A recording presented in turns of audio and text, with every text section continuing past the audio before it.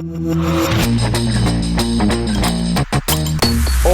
amigos. Welcome to another episode of Dedicated to the Craft, your virtual safe space amidst all this craziness, where you get to hang out with us while we have interesting conversations with interesting people. And today we are going to be talking about our research and development facility in Little Italy, San Diego. So I'm going to bring on that team, and we're going to discuss the facility and some of the beers that we brewed for World Beer Cup that never got to the judges. My co-host today is the truth, Mr. Aaron Justus, director of R&D Brewing. Hello, friend. Jeff, nice to see you again. What's up? I know. I feel like we haven't embraced in such a long time. I think the last time we talked, my hair was a little bit shorter. It continues to grow. I tried to have my wife cut it, and she refuses. Well, look, dude, you just gotta go buzz. I did it before the lockdown, and it was just the best move that I have ever done. It's either that or it's going to be a mullet. I'm still kind of debating one of the two. We'll see how it goes, brother. A little party in the back, and then all business. Yeah, you can look right here for Zoom meetings. You can just be all business, and then you can just do this once in a while when things get loosened up. Just have an excuse to kind of whip my hair back and forth. Yeah. Well, we'll see. We'll see how that goes. As long as we can hang out this way, at least, right? We gotta figure it out somehow. Cheers, my friend. Listen, Cheers. Man, let's do that one. We'll talk a little bit more about what we're sipping on in a bit after we bring on the two caballeros that we're going to be talking to today. Your team. I'm excited to talk to all of you guys at once. The Dream Team, the Justice League down in Little Italy's R&D facility. The Nerd Squad, the Justice League. That's a throwback. That's kind of cool. We're the guys that like to major league nerd out about beer. So bring those guys on. Very talented crew. I'm honored to be able to work with both of them. Oh yeah, as am I. So with that, let's bring on Chris Hotz and Chris Takeuchi, R&D brewers down with Aaron Justus over there in Little Italy. What's going on, gentlemen? Oh, dude, there's going to be a lot of cheersing. I can feel it already. There's going to be a lot of cheersing, a lot of boozing. Dude, welcome to the show, you guys. It's been a whole few hours for Hotz, and then it's been a long time for you, Chris Takeuchi. It's really nice to see you guys and knowing that you guys are back in the brew house making that liquid love. It must feel good. It does. Good getting back to the routine. Yeah, it feels like home. Yeah. Look, man, what you guys are doing down in Little Italy, I think, and I've sang your praises for ever since the team assembled. You guys are making some of the most fantastic beers, and even though there's a lot of experimentation going on, you guys know what you're doing, so nothing's really a flop. I don't think there's anything that has come out of your facility that hasn't at least been what it was intended to be. And I think that speaks volumes as to your care and the amount of detail and your knowledge set. So you having the R&D facility under the tarp that is Ballast Point is really, really crucial, and it helps our brand in more ways than you guys know. So big thank you. Well, I'd say if we've had a flop, we don't serve it. So you don't hear about that. I was about to say the same thing. Okay, all right. Well, the flops have gone down the drain. Hey, listen, your standards are higher than most guys. Nobody hits 1,000 every day. Yeah, one man's trash beers, the rest of our treasure beers. So look, today we're in interesting times where I think everyone knows that we are amidst the Rona, and it's been a bummer. We've had a lot of festivals and tournaments and competitions be canceled, and it's been a shame to let all that medal-worthy beer not find its place on the judges panel. But hey, we get to enjoy it today, and the purpose of this episode, besides getting to know you guys a little bit better and what you guys do in Little Italy, to talk about some of the great beers that never got sent, and maybe we can break it down for anybody listening, and if we still have some at some of our tasting rooms, they can go out and get some. But before that, Hey, Chris Takeuchi, you haven't been on the show, man, and it's a great pleasure to have you. I want everybody to get to know a little bit about you. So why don't you just a little short bio of what got you into the game? Ooh, that's an interesting question with a very long-winded answer. I moved out to San Diego in 2005, and for grad school, I went to the Scripps Institute of Oceanography and studied geophysics there.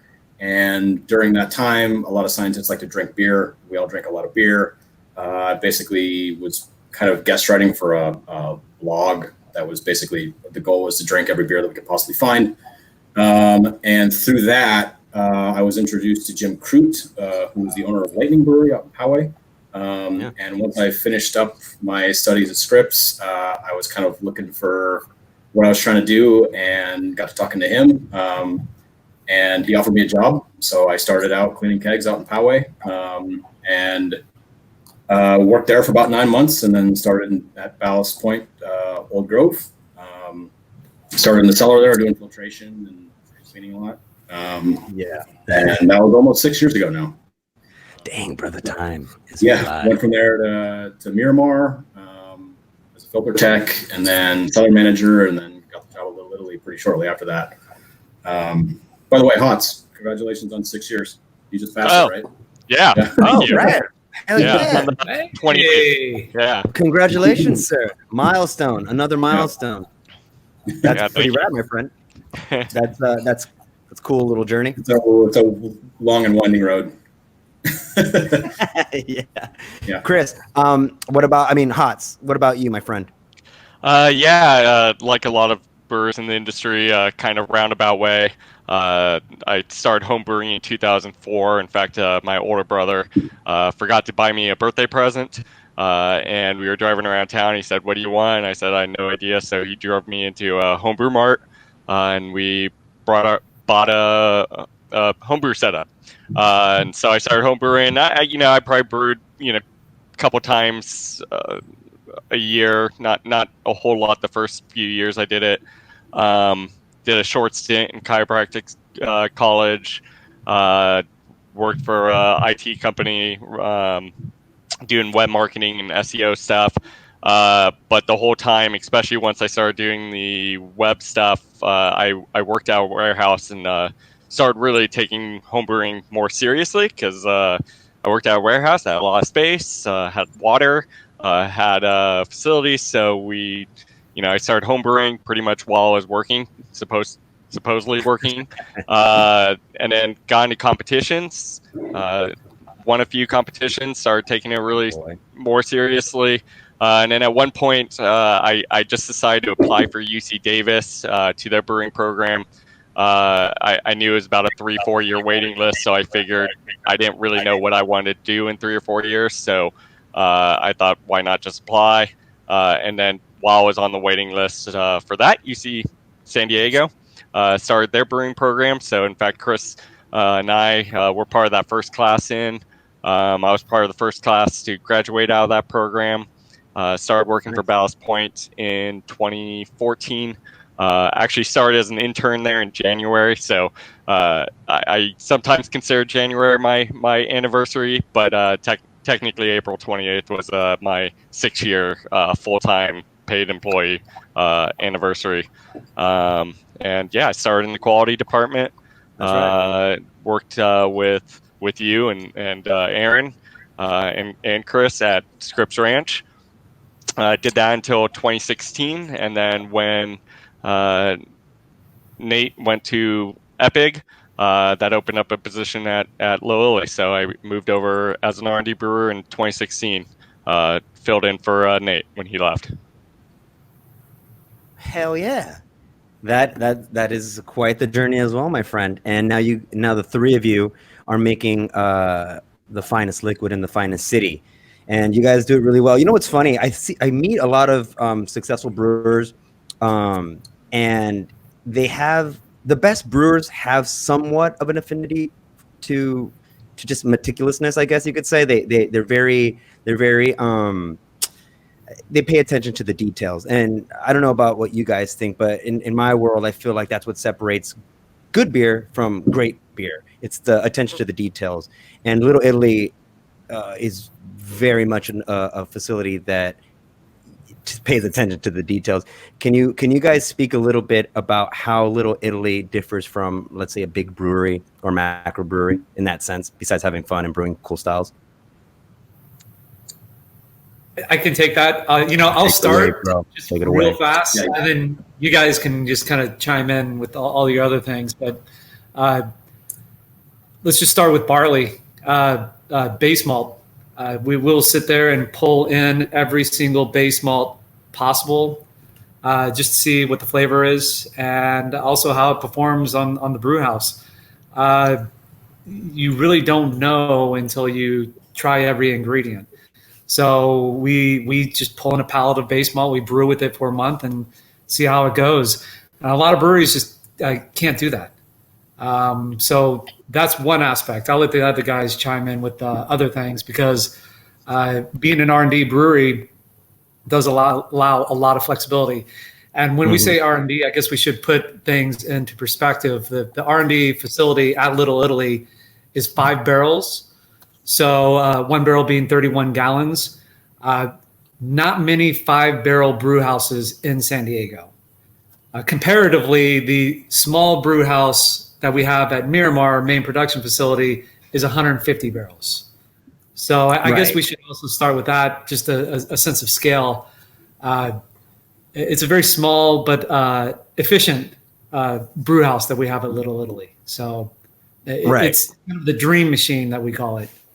Yeah, and that scale up is quite the scale up, right? We're jumping from a 5-barrel system to a 150 barrel system. So right on up.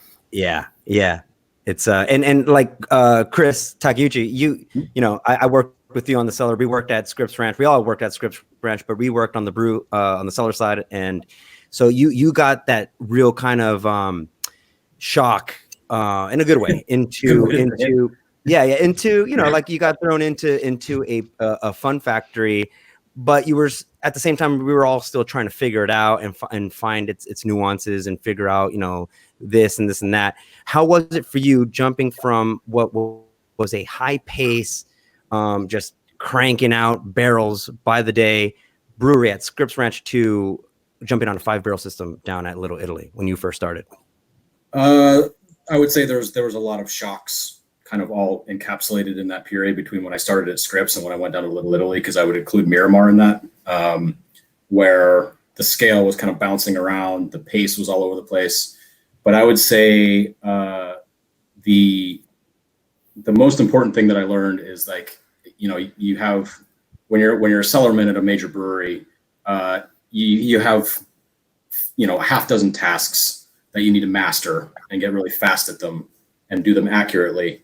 And when I went down to Little Italy, the concept was the same. It's just the pace didn't need to be quite as speedy, but the attention to doing the job correctly was equally important, especially because you're doing you're from grain to glass. You're brewing and you're cellaring and you're filtering and or you're fining and you're packaging, and you have to have your hands on everything. So you can't really let your attention flag. And I think that was one thing that was really important to go from Scripps to Miramar to Little Italy, is to really pay attention to everything that you're doing. Even if you get to a point where you can rely on muscle memory, you can't always fully trust it. So I'd say that was one thing that I learned real fast at Scripps. Tom was on this earlier, Tom Ainsworth. He gave me an introduction to the hustle at Scripps, basically by ditching me and telling me to catch up. And I give him a lot of credit for that. I mean, it's like, because that was what it was required. It's like, you got to get moving and figure out what you're doing in a hurry, and you need to be good at it in a hurry. Yeah. Definitely. It was wild. It was crazy times, because I've had the pleasure of going down to Little Italy and brewing some beers and roots to boots, and we'll talk a little bit about everything that the facility offers as far as programs and things like that. But it feels like there's a lot more of an opportunity to kind of sit and watch what's going on, and you're not dragged to another part of throughput so quickly. You can sit there and you can really have a much more intimate relationship with the wort, a lot more intimate relationship. What Aaron said with the barley, the yeast, and all of the components. It really does allow you to be a better brewer, right? Yeah, definitely. I mean, and I would say, not only, I mean, playing with our raw materials, we've really gone very deep into raw materials, I would say, especially since Aaron came down to Little Italy, because Aaron is, I would say, probably the biggest raw materials geek that exists in the entire city of San Diego. I mean that as a compliment. But I would say also because we're stylistically so varied, you really learn, what it's meant by a beer style, where the spaces between styles are, because that gives you a little place to play if you want to. But then you also learn by doing all these different styles, what are your really critical control points? Like what are the really important things to get the beer to be really good, but then also a good expression of whatever you're trying to make, whether it's stylistically accurate or not. By doing so many different beers, you learn like where are the things that I really, really need to get locked in on, and then go from there. Yeah, dope. That's awesome. That is awesome, dude. You guys brew so many beers. I know, Aaron, you were on the show a little while ago. How many brews have you guys pumped out? Like in a year? On average, at least 120 different beers a year. Those are unique beer styles. I think the year previous to last year, we did 38 different yeast strains. I think the year previous was, I lost track. I think it was in the 50s or 60s, different types of yeast strains. Different types of yeast strains, wide variety of base malts, specialty malts from all around the world, hops, different types of hop products, different types of water, different types of water profiles. I guess that kind of, leads into even some of the beers that we're drinking here today is, kind of what we've learned through this whole process, because it's a never ending learning process, right? But a lot of these beers that we brewed for World Beer Cup were ones that were refined, to say the least, passion projects from each one of us. And they got made into hand sanitizer, which was a good cause for saving lives, man. Saving lives. Higher calling. I still argue that maybe some of it was some people maybe enjoyed it a little bit, but so it happens. But that's stuff that we're drinking right now is the fruits of our labor for sure. Dude, it's so delicious. My beer actually changed color. I don't know if you noticed that. I switched over. Oh. Yeah, it's magic. Crimea lager. This is Crimea lager. So I like that one. I especially like that one. This is one of my favorites. This is Chris Takeuchi's, and I'll let him talk about it. But a rye lager, we entered it into a Franconian. I don't mispronounce this, but root beer. It's ROT beer, BIER. Very unique beer style, and you can see root beer it implies the hue red beer. Mm-hmm. So it's got a nice kind of red hue to it. But I'll let Chris talk about the ingredients and all that stuff.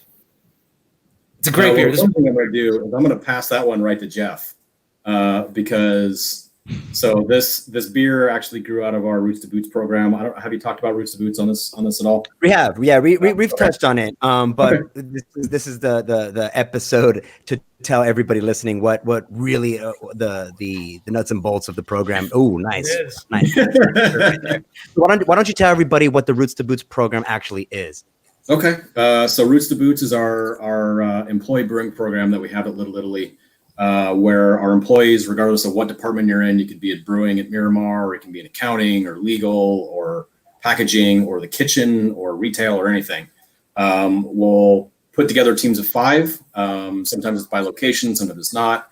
And then we, as the R&D brewers, Chris and I, will reach out to the teams, get an idea for a beer that they want to make, and then we take that idea and translate it into a recipe. And then the team comes out, we brew it with them. and then we take care of all the cellaring and filtration and dry hopping and packaging and all that stuff, and then send it all out to the tasting rooms, and then the employees get to take that beer home. So this beer, Crimea Lager, grew out of Roots to Boots. It was actually Jeff's idea. Jeff and I collaborated on the recipe to create this kind of like sort of old school. And Jeff, please correct me if I'm wrong on the inspiration for it. But the way that I was thought about it, kind of like old school C hop. So it's a Cascade Chinook hopped, hop forward, kind of like a rye amber ale, but then transformed into a lager to make it kind of just this. Stylistically, it's a beer without a home. It's just sort of this kind of weird. We call it an American rye lager, which I actually think is a great name for it because it's all it's American hops. The base style is very much like kind of an old school American amber ale, but then we just made it a lager. It's transformed a little bit over the years, but the hop combinations basically stay the same. It's been Cascade and Chinook the entire time, and we've never really changed that. Just what we've modified is kind of what malt we're using in it, which is usually dependent on which kind of caramel rye we have on hand. And then the yeast strain, the first time we did it with Cry Havoc. It was with Cry Havoc. At White Labs, and then we just slowly morphed it over to our kind of house lager Bach yeast to make it super clean, so the malt and the hops can jump out at you. Yeah, that's dead on. And that kind of transfer of yeast strain was because of your guys' experimentations with that particular yeast strain. And, you guys have found that just, you guys kind of dialed in particular styles and knowing what yeast is going to perform best in that. So a lot of the tweaks that you guys do as you guys rebrew these styles are very much based on what previous experiences with some of these different raw materials, right? Yeah. I mean, I will freely admit sometimes it's just like, well, let's try this time because we haven't used this yeast strain before. So there is a lot of educated. If we're honing something, it's usually very, very regimented, and we're really thinking our way through it. Sometimes there is just like, let's try this. So yeah, hey man, look, I was happy to see that you guys had brewed it for the World Beer Cup. I was flattered. I know that when you and me brewed that a long time ago, you're definitely right. The inspiration was trying to come. I was Calico was my first beer that I fell in love with. That was my first go-to beer, and so whenever the brewers kind of spearhead the Roots to Boots portion of their thing, it's always like, it's either, can we make something that's so completely wild and different that it's going to just be cool? Can we name it something wacky, or can it be something that we really want to enjoy? We're going to brew it for ourselves, and we want to make sure that it's something that we can enjoy time and time again, right? And so that was one of those beers that I was trying to meld a bunch of things together. I was trying to get my favorite style at the time, which was that amber ale base. I also wanted a little bit more body to it. That's where the rye started coming and playing a part. It was cool to experiment with that particular yeast strain and lager it. And it had such a beautiful color. And you dialed that color in, I remember, because you tweaked a few molds in there to adjust for the SRM, and it just came out super beautiful. And then Crimea Lager is a dope name. Well, it was an easy lager, right? I mean, it was like the easiest brew day ever. I recall it kind of behaving as much as rye ever behaves. I thought the story goes that it was one of the worst days ever. I've had worse. I've had a 12-hour brew day because of I'm sure Chris hated our guts. What was the name of that beer too? With the 12-hour rye, because the brew took 12 hours. Well, dude, hey man, it's delicious. Okay, that's right. Yeah, that was the bad one. 12-hour ride was hubris. It was I decided to do 50% rye, and it was not a Jesus. No. Well, look, it's a delicious beer. Man. It would have won gold, Chris. It would have won gold. I know. What else is everyone drinking? I'm still drinking Schleicherlich, but I do. Cheers to that. I'm drinking that one too. Ninja Lantern too. I should pull that one out because that new Ninja Lantern is money. Dude, Chris, Hots, Mr. Hots. I am joining you right now with that. Your glass is bigger. That Roush beer. Look, listen, dude. Why don't you tell us a little bit about that particular style? Because, I think it's a style that most people kind of shy away from when they hear smoky. You just don't associate smoky with, palatable or delicious or even wanting a second pint of it. But why don't you talk a little bit about how that beer came to be and why it's so damn good? I would drink the hell out of this beer. It's 7.2% ABV. And to be honest, this is Aaron and Chris's pet project. But I love watching them talk about this beer because basically they went on a trip to Germany together. They were in Bamberg, and they had this beer there, and they just came back from that trip and wanted to reproduce that beer. So every time we make this beer, and we probably made it, like 5-6 times, maybe more. But every time we make it and we're sitting there drinking it together, Aaron and Chris look at each other and they go, I don't know, it's not quite. And I just laugh because I'm like, you're not in Germany. I mean, it's never going to be there. You're not on vacation in Germany. I'll let them kind of talk more about it, but right. Just be on the sideline for this beer and watch them talk about it. It's pretty funny, but it is one of my favorite beers that have come out of our facility, and I think this one, we make little tweaks to it every time, and I think this one is right on. Oh, it's so good. Take it away, guys, because I want to hear about that particular inspiration. Aaron, that's yours. I just talked for like 5 minutes, so go for it. Ooh, fair enough. Yeah, that's beautiful. It's a beautiful color, by the way. Yeah, we went to Euro Beer Star, which is the competition in Europe, obviously, and the award ceremony. We had collected, I think it was 4 gold. So we were staying in Bamberg, the historical kind of small town in Germany, north of Nuremberg, and so we showed up there, and I was there with my wife, and I told Jackie, who's not the biggest beer drinker, I said, we are going to a beer mecca, which is Germany. So get ready to drink a lot of beer. But Bamberg is not only just about beer, but it's also the smoked beer capital of the world. So not only are we having a lot of beer, but we're having a lot of lagers and smoked lagers. And so Chris Takishi shows up, and we're sitting in Schlenkerla, which is what a 500-year-old brewery or something like that in downtown Bamberg. And the server for our table came down and slammed down these huge pints of their Urbach, which is their dark box strength lager, smoke lager. And it was just like what Chris Haas was saying. A lot of times when you get caught up in the moment, you think, well, this is the best beer I've ever had in my life. And I looked at my wife, and she said, this is the best beer I've ever had in my life. And I looked at Chris, and he said, this is one of the best beers I've ever had in my life. So I was sitting there taking mental notes, and he was taking mental notes, and we said, we need to go back to Little Italy and brew this beer. So really that was kind of the start of it. And a lot of times when you go on vacation, you have this rosy picture of everything. So every time we brew it, though, Chris, you can attest to this. I take it home to Jackie. She tries it, and then she says, yes or no. Did this match? Did it not match?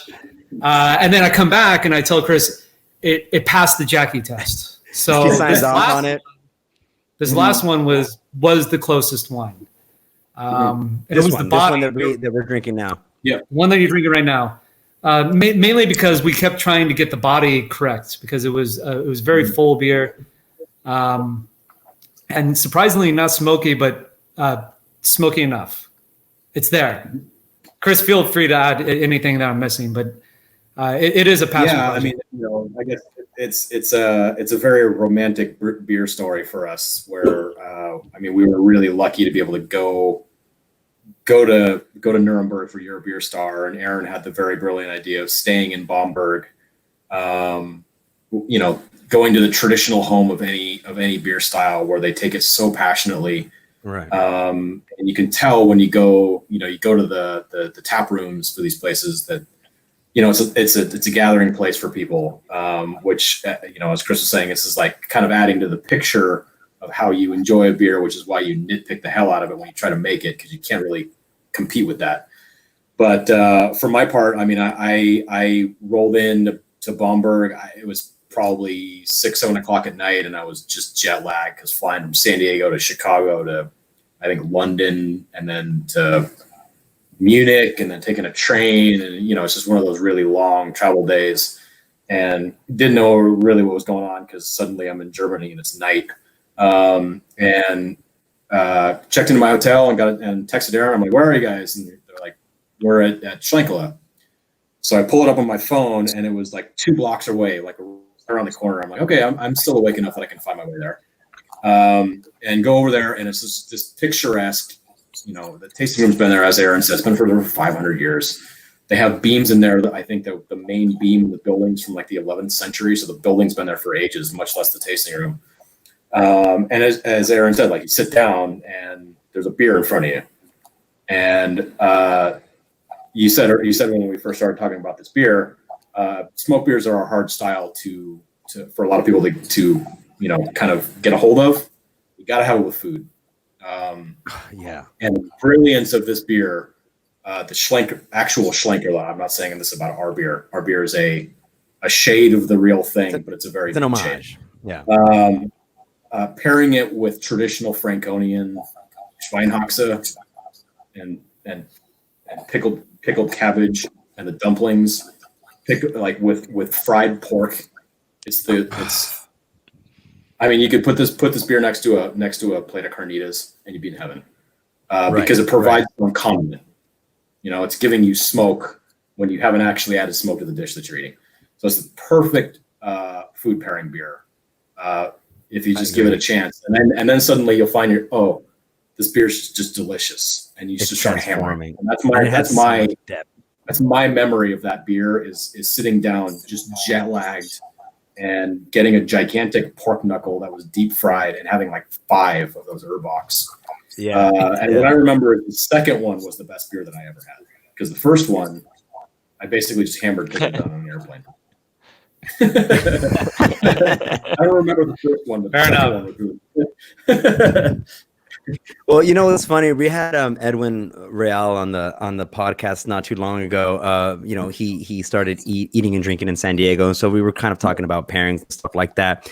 And in that, we were talking about some of the bridges and the parallels that get built between beer and food, especially food that undergoes a few of the chemical changes that our beer undergoes, and it almost acts as a complementary kind of thing. And when people think about smoked, they don't go there mentally. It's really rough to go there mentally because smoke is so, you think bonfire, you think actual smoke, and it's pretty aggressive, and your body is almost kind of naturally stay away from that. Don't drink it anymore and stuff like that. But when you kind of think about the process of malt, when you kiln it to when you drum roast it, what you're doing is you're burning it, and then smoke is a byproduct of the burning. So it's only natural that, although it's on an extreme end of it, that there's going to be a lot of complementary kind of flavor components to let's say a seared steak or something like that, and something like what you were saying, something a little bit more acidic and stuff. It could make you a fan if you pair it the right way for your first introduction to it. Mm-hmm. Like, that's what happened to me with smoked beers. I didn't like it in the beginning. I had it with the meal. It sliced and diced the right way, and now it just brought out the beer to let it shine. And now I love this style, and I never thought I would. One of the things about this beer that I really like is you think smoked beer is like maybe a winter beer, but this is a summer beer. I mean, this beer goes really well with food and barbecuing and things that you'd have during the summer. It goes down really easily. It's refreshing still. I think it's a really cool beer because it's really refreshing and light, even though it's full body with that smoke character. I think they did a very good job on it.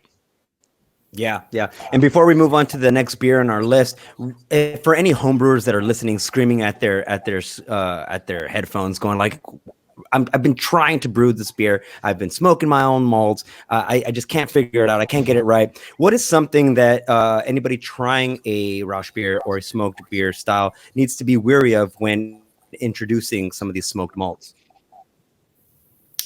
I would say don't be afraid of using a lot. Just realize though that to balance out that smoke, you're going to have to use more malt backbone. So that kind of takes away the smokiness. So this one specifically has 35% beechwood smoked malt.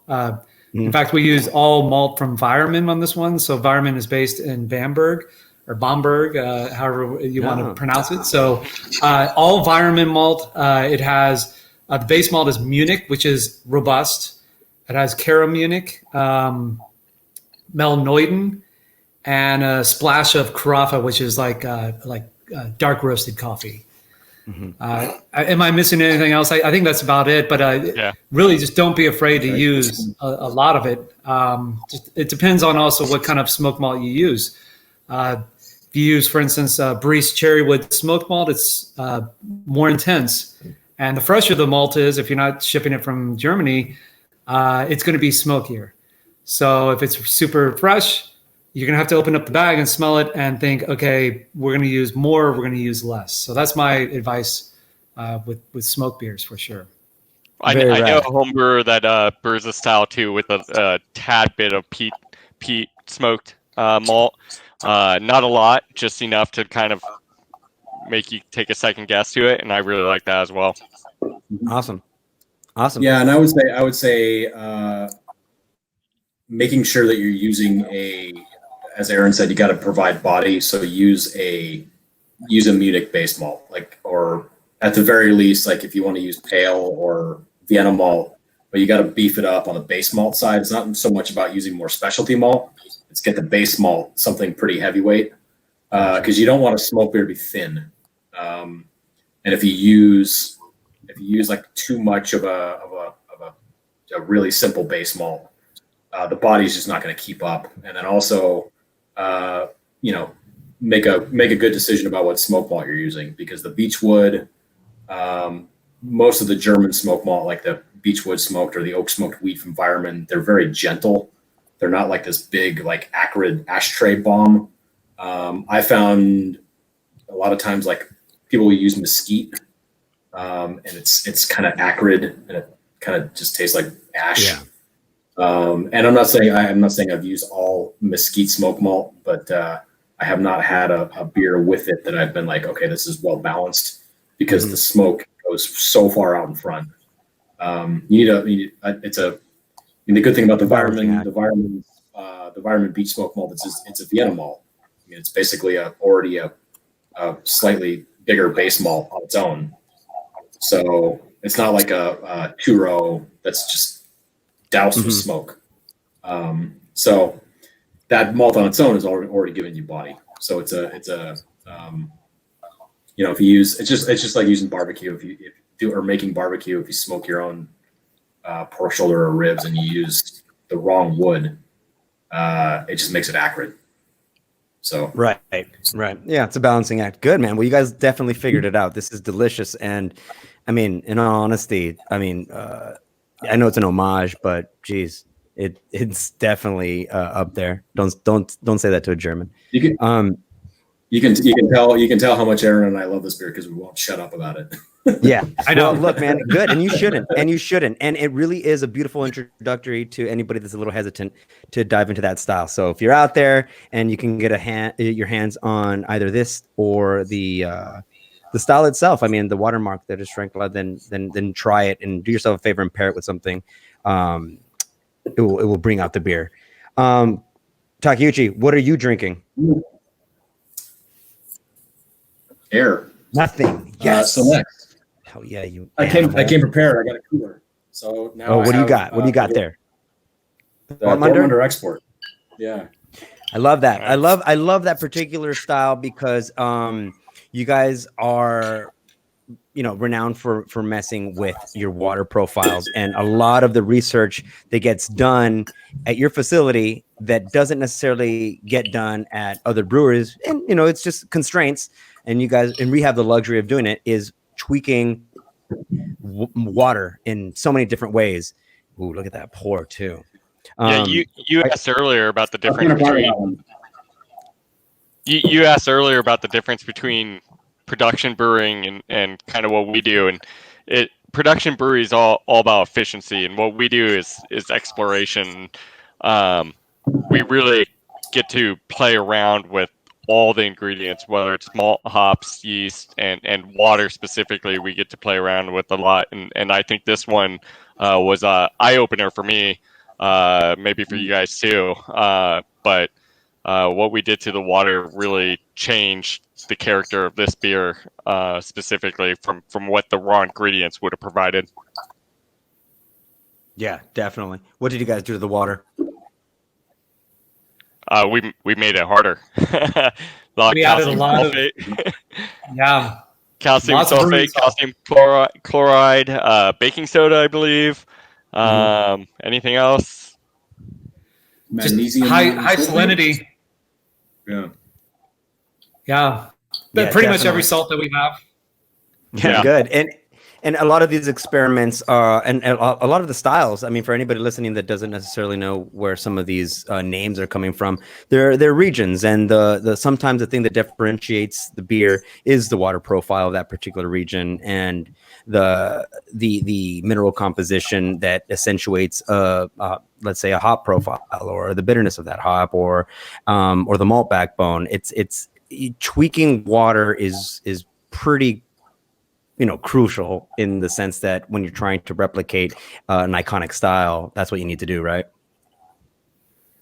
And correct me, guys, if I'm wrong, but this is a kind of a smash beer, right? I mean, this is pale ale base malt. So pale ale meaning that it's a little bit one step above like your normal base malt. So it's kilned at a little bit longer at a higher temperature to achieve more color and a little bit more flavor. And then spalt hops. I don't think we used anything else. So it's just one hop, one malt. We did use Magnum as a 60-minute addition just for bitterness. So we you're ruining it up there. Damn it, hot. Almost a smash beer. Damn it. Yeah, the M is for Magnum. Well, it's delicious. Yeah, it's a good bittering hop. It's delicious, and it's a little obscure, at least on our side of the pond, right? So you guys did a really good job. It's just some refer to it as a juiced up, pills, and it is, right? It's just a higher ABV, and the water composition is mineral dense. I love it. I would say it's a little more owing to the using pale malt. It's a little more malty than a pilsner would be. So it's kind of like it's in the space between a pilsner and a Munich Helles, I would say. But then with the alcohol up towards up in the 6s to make it export. And so it's a very cool style. I mean, and I don't know. I haven't had enough like actual Dortmunder export beers or German Helles export beers that are actually from that area. But for my palate, like, you can taste the minerality. And going back, I grew up in Colorado. The water's really hard in Colorado, and it actually makes the water really drinkable because there's this minerality. It's almost like eating tortilla chips, where the salt keeps making you eat it without even thinking about it.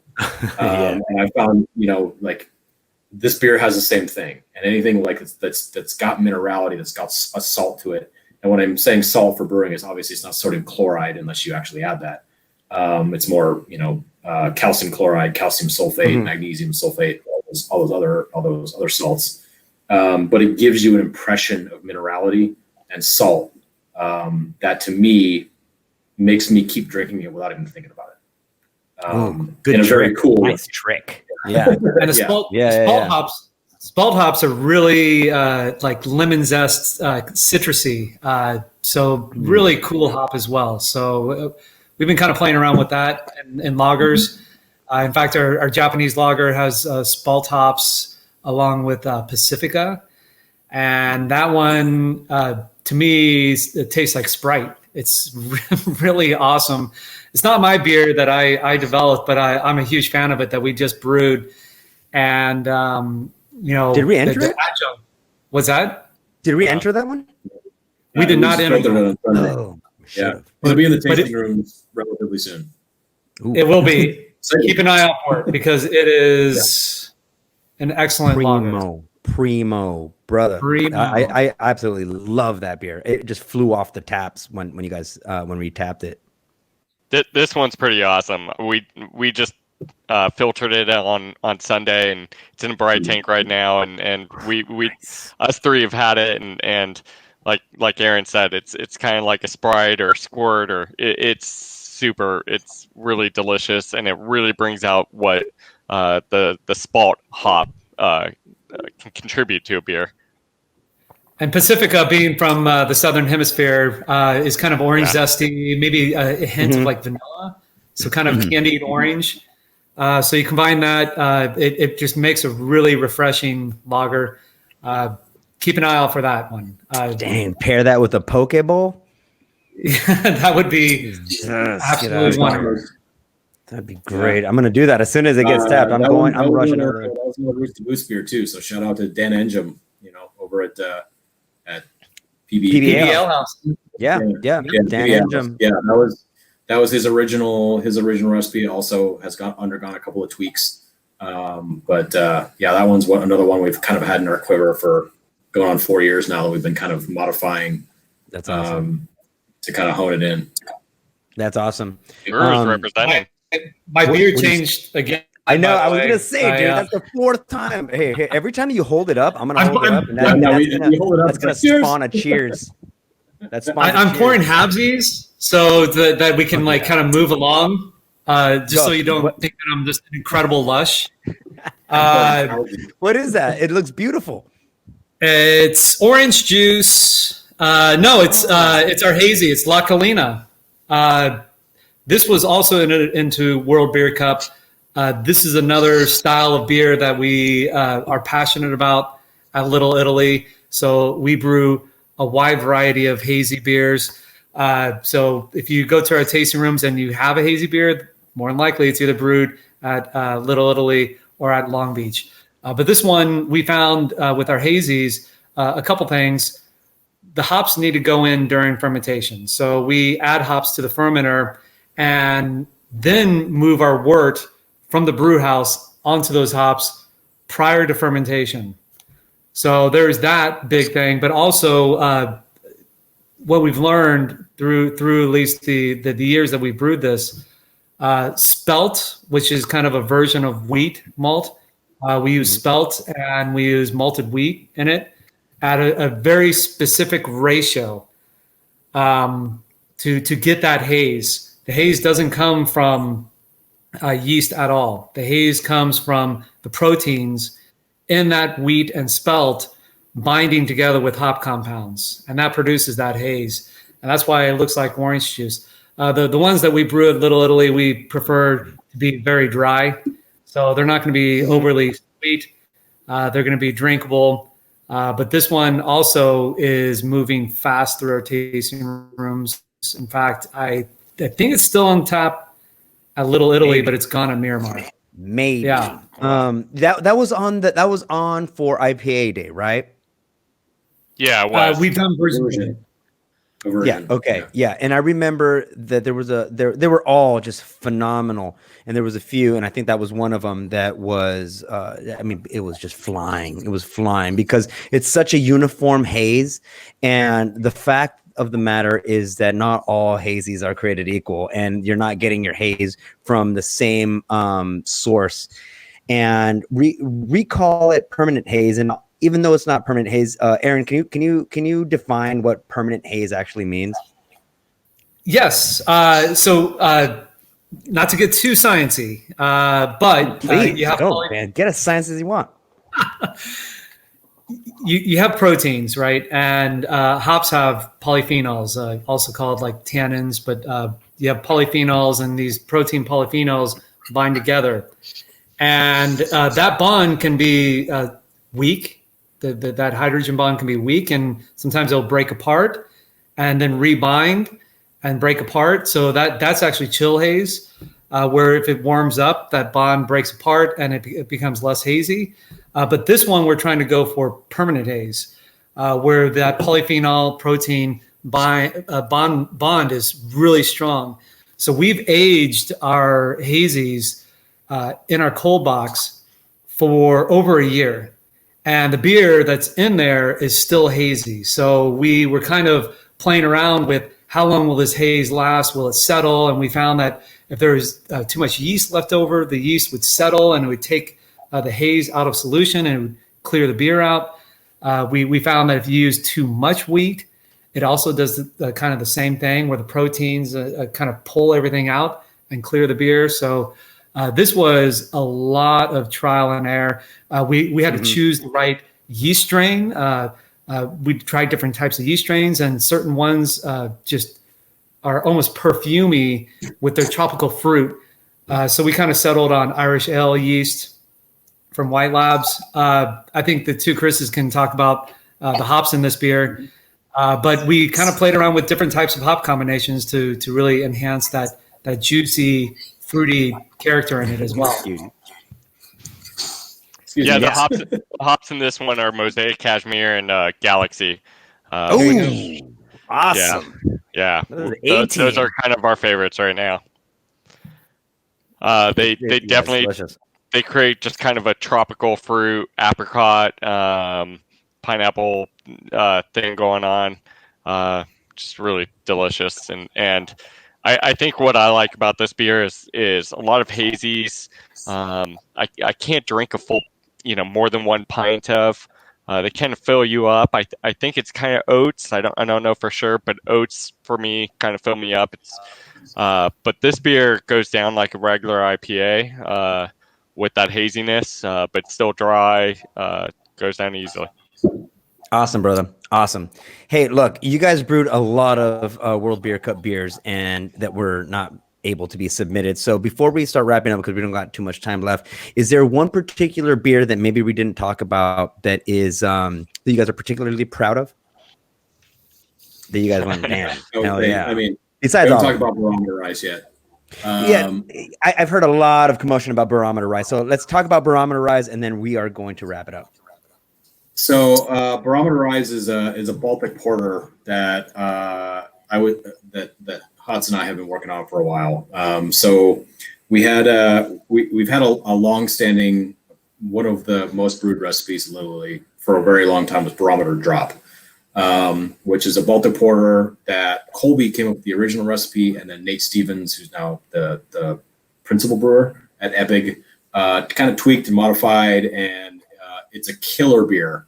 But one thing that we noticed was that it was Baltic porters are one of the most challenging styles to make, and when they're fresh, they can be a little, I don't know, it's kind of hard to explain. Like they don't taste green like a beer that hasn't been aged well, but it was a little kind of roasty, and I don't know. It was a beer that didn't hit our target for a Baltic porter, and not to trash Barometer Drop at all, because it's a glorious beer. One thing we noticed was that 6-month-old and 9-month-old Barometer Drop was just a completely glorious Baltic porter. And so what we tried to do was basically to build that age in with malt.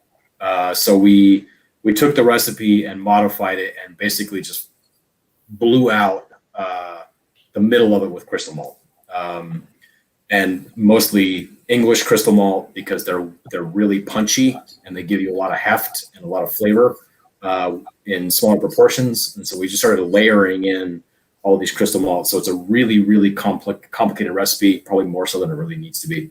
But that's what happens when you kind of go off the deep end with a particular style. Yeah. And we just try to make it this really, really malt-driven, dark fruit, chocolatey, but very clean, lagered, high-strength porter. So it's as I said, it's a really hard style to make. We kind of think of it as like a imperial stout, but it's a lager. So it takes a lot of babying to get it to behave, because most lager yeasts don't like the strength. And so, yeah, Chris and I kind of collaborated on the original recipe, and we've tweaked it a little bit. The recipe's frankly kind of absurd. Usually we have to start adding rows to our recipe spreadsheet to fit all of it in, because there's so many different things. There's some flaked rye in there. It's all about kind of building body, but then having a yeast strain that can kind of power through all of the challenges, the alcohol toxicity and melanoidins. That's a whole another discussion about yeast challenges. But this one came out, I think, exactly as we wanted. We brewed this one. Barometer Rise, I think, was our first World Beer Cup beer. We brewed it on January 4th, I think, if I recall, and then packaged it sometime in early March. So we gave it a 5-week conditioning period just to kind of hang out and mellow. And it all came together. It's a beautiful beer. I love it because it was a collaboration between Chris and I. Usually when we're doing Roots to Boots beer, we're kind of both operating independently. We kind of came together on this recipe and was like, let's put this together between the two of us. So it's very much our beer. That's beautiful, man. Oh, that's beautiful. It came out really well. I'm really proud of it. So yeah, go try Barometer Rise. It's all the rage right now. But another beer that's all the rage, and before we can't leave this conversation without talking about hop soda. Hop soda is very unique, and it's something that's near and dear to your hearts down there. So, Aaron, why don't you tell everybody what hop soda is, what it's about? Well, way back when at Scripps Ranch, we kind of brewed this one beer where we wanted to make as clear of a beer as possible, but hoppy, and we called it Hoppy Lager. And it was kind of lukewarm received at the tasting room. It was kind of a first iteration. We're just kind of having fun. And down on the R&D front, we kind of took that to another level. Took this beer, used the lightest malt possible, and used sugar to kind of complement that malt and really kind of dilute down the color just a little bit to make it the lightest beer I would say ever made in Ballast Point history. I have it right here. This is it. Let's see it, baby. That's pretty darn clear. Right? Yeah, I could see you. I could see your pores through it. You can see you can see my finger right through it, right? Yeah. What? I mean, so yeah. How clear is it? It's not malt heavy. It's the opposite of Barometer Rise, right? Barometer Rise was meticulously put together. We took all these malts that we chose for that beer. This one was make it as light as possible, let the hops shine, don't make it bitter. Just use really awesome hops that we love. And, so then you smell it and you think, holy smokes, this smells like a hardcore IPA, but it's a lager. And the ABV is, on the low range. The first iterations that we were doing were in the session level. They were below 4 ABV, in the low 4 ABV. Mm-hmm. This latest one that's in our tasting room, is actually in the 5s. That's what we entered into World Beer Cup because we wanted to enter it into a very specific category. But this one is awesome. It's got Galaxy hops. It's got, I think, correct me if I'm wrong, Chris, but I think it's got Mosaic and Cashmere. Doesn't surprise us because these are some of our favorite hops. But this one's a lager.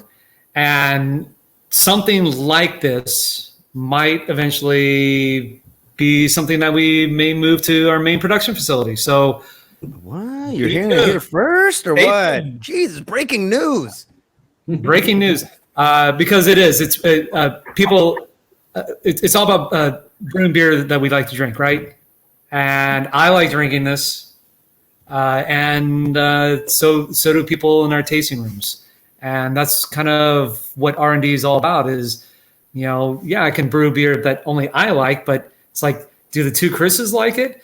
Jeff, do you like it? Does people in warehouse, do they like it? Does packaging like it? Does marketing like it? Does everyone like it? And if everyone likes it, guess what? More than likely, we're going to scale it up and make it into a main production beer. So I don't know. Did I miss anything, guys? Yeah, I mean, it was kind of a funny concept. Like, I mean, we were trying to make a lower alcohol beer that didn't really taste like it. So we decided, well, let's just make it over the top hoppy, like just make it aromatic, not bitter at all, but just hammer it with as much hops on the cold side as we can. And the first one, I remember, it didn't move very fast in the tasting rooms because it was weird. I mean, really kind of when you get down to it, it's almost like a light beer, but that's really aggressively hoppy. And so it took the retail staff or bartenders to figure out, oh, this beer's awesome. And then they started to push it. And then batch 2 moved really fast. And then batch 3 was gone in a week. Awesome. Because it was just this massively hop forward. And granted, we used some pretty premium hops in every single batch that we've done of it, because we wanted it to be kind of a thing that would play with your mind, where it's like, it's so pale, but then it's just ridiculously hop forward beer. Right. So you'd see it, and it's funny because when we're on the brew house, when Chris and I are in the brew house at Little Italy, you can see when somebody has a hop soda, because it's so pale, you know exactly what they're drinking. So pale, and it's brilliantly clear. Remember filtering the first one, and as we said at the very beginning, I came up as a filter tech, and so clarity it's something that I take a lot of pride in. I realize it doesn't need to be in every single style, but when you can get a beer just spotlessly clear, so it gives you the same fingerprint that a glass of water would when you look through it. The first filter I did, because it's got a lot of hops in it, so I was a little worried when I was filtering it. I'm like, this might give me some problems. And when it started to run through, and I pulled the first sample off the filter, I'm like, it looks like just yellow water, not like pee, but, but it's really, really clear. Like it's as clear as water is. But then it was just this explosive tropical hop aroma. Sleeper. This particular batch, this YCH collaboration we did, this hop soda that we were going to enter in the World Beer Cup was, it was just all of our trials with it. We've made at least 4 or 5 batches of the lower alcohol, like a session version of it. This one, because we had a collaboration with Yakima Chief Hops, we went heavy on it. It's a little higher alcohol, but the color's not any different. It's just it's a hop lover's dream. I mean, if you like the West Coast IPA style that's dry and drinkable but massively hoppy, it's a perfect beer for you. It's basically a hazy IPA, but without the haze. I mean, it doesn't have the bitterness that a West Coast IPA is known for. It's just juicy, but without that haze, without that polyphenol protein complex. Well, listen, guys, you guys are magicians. I was going to add, I forgot that it does have the experimental hop in it as well. So it has experimental 692, which is also, I don't want to, it's a great experimental hop, and I guarantee they're going to be commercializing it, but it is a wonderful hop. So if you're a home brewer and want to kind of homebrew with it, the experimental 692 from YCH is a great hop. Mm-hmm. Well, listen, man, guys, look, we need to wrap it up, but I think the overall kind of synopsis of this episode was get your ass to Ballast Point, get yourself a 4-pack of Crowlers, get yourself 2, and try to run the gamut of all the WBC beers that we brewed that were never sent out, because you guys we put so much attention and detail and passion into the beers that we brew. And we also have this beautiful extension of our company that allows itself to get, pretty much into the weeds when it comes to beer formulation. And I think that all of the beers that we talked about today were prime examples of what we do here and what we're about. We're about paying attention. We're about making the best beer possible. We're about, rolling the dice and taking some risks with certain things, and hopefully it works out, which a lot of them have. So, look, these beers are not going to be on tap forever, these particular ones. So go out there and swing by. We're offering beer to go at all of our locations, and get some of these beautiful World Beer Cup beers that were produced by these three fine gentlemen. And hopefully you guys get the same impression that we were trying to give you all. So look, guys, thank you so much for hopping on the show. I love talking to you guys. You guys are a plethora of knowledge, and your passion is contagious. It's a pleasure. Yeah, absolutely, man. Thank you so much. If I can say at the very end, absolutely. If there's anybody who's watching this, who's a home brewer or a brewer of any kind, I mean, we don't have all the knowledge, but we played with a lot of stuff. If anybody ever has any questions about raw materials or anything, especially for homebrewers, like just reach out. I mean, we're always happy to answer questions. It might take us a little while, but we'll get back to you, because that's awesome, brother. We're all about sharing knowledge. Well, that's awesome. We do supply this all the recipes to our bar staff too. So even if we're not around or you can't get a hold of us, ask our bar staff, and they have the recipes, so they can let you know what's in the beer. Yeah, we're an open book down there in Little Italy, and hell yeah. If people want to just ask, we're always happy to answer. So definitely, anybody listening, send your questions, send your comments or whatever, tag us on all the social media platforms, and it will find its way to Aaron, Chris, or Chris. And like they said, they're here to help. Once this whole fiasco is a little bit back to normal, then come visit us down at the location. And I'm sure that they're going to bump into some of you guys at the bar having a couple of yeah dogs. And with that, why don't we do a yeah dog? I'm ready. I'm going to catch you guys by surprise. Jesus Christ. Hold on. Ready? Aaron's had 4 different beers, and I just caught him at the right moment. All right, you guys. Hey, listen, thank you so much for being on. I love the 3 of you to death. Cheers and good drinking. Cheers. Yeah, dog. And so there you have it, everybody. For all you beer geeks and non-beer geeks alike, that was an awesome conversation with our R&D team down in Little Italy. We know what we're doing. They're throwing caution to the wind on some of these, and they're just hitting it out of the park. So a big thank you to the Chris's and Aaron.